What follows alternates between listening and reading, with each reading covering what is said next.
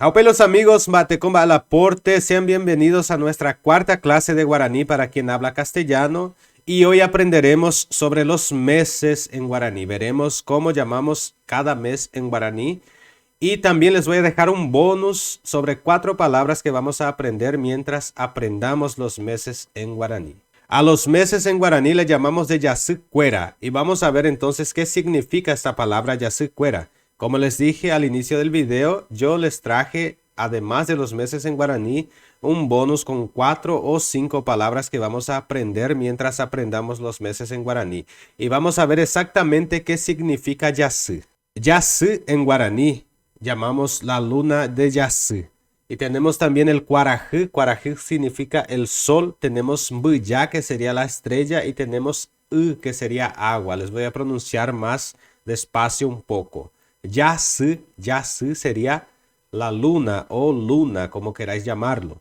Tenemos el Cuarají, Cuarají sería el sol o simplemente sol, sol. Y tenemos Mbuyá, Mbuyá, Mbuyá sería la estrella. Tenemos la estrella y que sería el agua. Muy bien, ahora vamos entonces ya a aprender nuestros meses en guaraní. Bien amigos, en el video anterior que he hecho yo he explicado sobre los días de la semana y para ello, para que podamos decir día de la semana tenemos que usar los números. Y no es diferente para que también podamos decir los meses, tenemos que usar los números.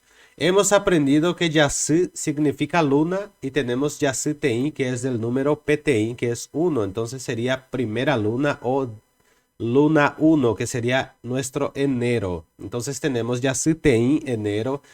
Yacycoin tenemos como febrero, Yacyapy como marzo o luna 3, Yacyrundi que sería luna 4, que sería abril, Yacypó, mayo sería la luna 5, Yacypotein, junio que sería la luna 6, Yacypocoin, julio la luna 7, Yacypoapy,